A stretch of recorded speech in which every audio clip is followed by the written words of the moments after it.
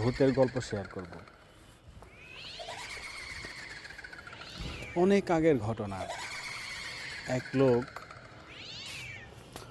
প্রতিদিন বাজারে যেত আড্ডা দেওয়ার জন্য। প্রতিদিনই সে রাত করে বাসায় ফিরত। তো অনেক আগের যেহেতু বিষয়টা, দেখা যায় তো আগের সময় তো এতটা বিদ্যুৎ ছিল না, আলো ছিল না, তাছাড়া মানুষ অতটা বাহিরে বেরও হইতো না, সবাই খুব তাড়াতাড়ি শুয়ে পড়তো, এরকম একটা অবস্থা ছিল অনেক আগে।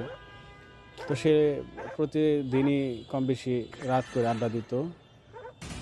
বাজারে তার বন্ধুর দোকান ছিল, সেখানে সে বসতো, কথা বলতো, সময় দিত। তো একদিন সে এরকম বাজারে সবার সাথে আড্ডা দিতেছে, দোকানে বসে গল্প করতেছে। তো গল্প করতে করতে সবার সাথে বসে কথা বলতে বলতে মোটামুটি রাত 12টার অধিক হয়ে গেছে। সে টেরই পায় নাই যে সময় কোথায় থেকে কোথায় চলে গেছে। এদিকে খুবই অন্ধকার রাত। তো তারা যে বন্ধুবান্ধব আড্ডা দিত, সবারই বাসা ছিল এক একজনের এক এক দিকে।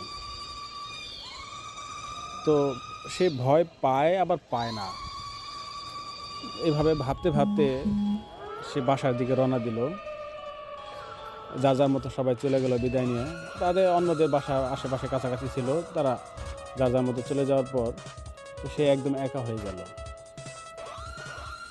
তো তার ভিতরে একটু ভয় ভয় কাজ করতেছে। বাসায় ফিরতে তার মোটামুটি 1.5 কিলোমিটারের মতো রাস্তা পায়ে হেঁটে বাসায় যেতে হইব। জায়গায় জায়গায় কিছু ঝোপঝাড় আছে, বাঁশঝাড়, জঙ্গলের মতো। আবার রাস্তায় একটা চকও পড়ে। চকটা হলো যেমন আমরা যেটাকে আইল বলি না, সে আইল দিয়ে আর কি হাইটা হাইটা বাসায় ফিরতে হয়। রাত 12টার অধিক, মানে অনেক রাত আর অন্ধকার রাত, সব মিলিয়ে সে আল্লাহর নাম ভরসা করে কোনো রকমে হাইটা হাইটা বাসায় ফেরার জন্য রওনা দিল।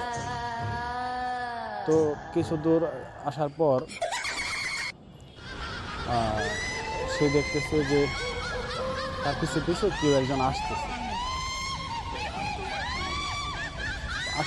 মানুষের শব্দ পাইছে অন্ধকারে, সে ঠিক মতো বুঝতেও পারতেছে না মূলত কে আসতেছে, অথবা একজন মানুষ যে হাইটে আসতেছে তার পাশে, সেটা সে মোটামুটি ভালো করে বুঝতে